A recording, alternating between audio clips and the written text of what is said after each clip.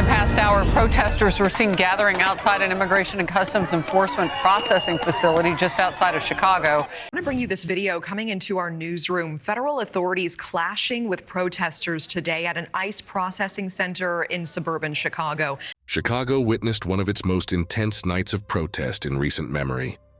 What started as chants and candles outside the Broadview ICE facility ended in clouds of tear gas, pepper balls flying through the air, and protesters scrambling for safety. Videos show people choking, crying and running from federal agents. And tonight, Chicago is asking, was this law enforcement doing its job or did they go too far? Broadview has been the heart of Chicago's immigration protests for years. But this weekend, the energy felt different. Hundreds of protesters gathered outside the ICE detention center to speak out against what activists call a citywide surge in immigration enforcement. The rally was peaceful until federal agents moved in. Moments later, everything changed. The sound of popping pepper balls, people screaming, clouds of tear gas rolling down the street. The night ended with dozens injured, several arrests, and an uproar across the city. At p.m., early gathering. Protesters arrive with handmade signs reading "Stop the Raids" and "Families belong together." Local faith leaders and activists give speeches, calling for an end to deportations. At p.m., growing crowd. The crowd grows to nearly 500. Families, students, and immigrant rights groups fill the sidewalk. Live streams show singing, chanting, and a peaceful atmosphere. p.m., tension rises. Federal Protective Service forms a riot line near the entrance. Organizers tell the crowd to stay calm but refuse to leave. 30 p.m. confrontation. A small group of protesters links arms, blocking the driveway. Agents declare the assembly unlawful over a loudspeaker. 45 p.m. the crackdown. Tear gas canisters are deployed. Pepper balls are fired into the crowd. Protesters scatter. Some drop to the ground coughing. 15 p.m. arrests made. Several individuals are detained, including a congressional candidate who says she was thrown down by agents. p.m. aftermath. Social media explodes with videos of the confrontation. Emergency crews treat people for exposure to gas. We were chanting, we were singing, then suddenly gas everywhere. Protester, via local live stream. I saw mothers with kids running. It was panic.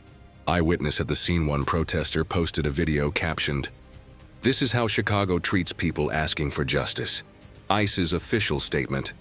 Agents used authorized crowd control measures to protect federal property and staff after protesters unlawfully blocked entrances. This is where the city is divided. Activists call it a disproportionate response, saying most protesters were peaceful and had a constitutional right to be there. Law and order advocates argue that blocking a federal facility crosses the line, and law enforcement had no choice but to act. Legal experts say lawsuits are almost guaranteed, with potential claims of excessive force. The political fallout was immediate. Several Chicago aldermen called the crackdown brutal and demanded hearings. Governor Pritzker's office says it is seeking answers from DHS. National politicians are tweeting support for protesters and demanding investigations. The detained congressional candidate spoke after being released. If they can throw an elected official to the ground, what are they doing to everyone else? Chicago has a long history of protest crackdowns, from 1968's Democratic Convention to the 2020 racial justice marches. Each time, the use of tear gas sparked outrage and became a symbol of government overreach. This latest event revives those memories and could fuel even bigger demonstrations in the days ahead. Social media is flooded with images of protesters washing their eyes with milk, carrying injured friends and chanting, "We'll be back." Organizers are already planning a larger protest next weekend, potentially bringing thousands to Broadview. Some churches and community centers are opening their doors as safe spaces for those afraid of future raids.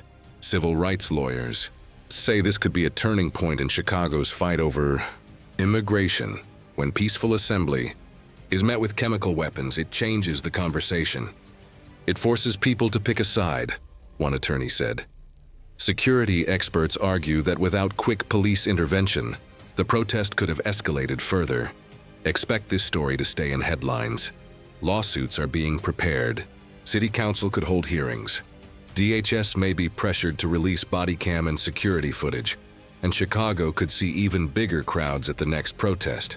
Chicago is now at a crossroads. Was this a necessary action to protect federal property or an attack on free speech? Let us know your thoughts below, and subscribe to Chicago Loop News for every update on this fast-developing story.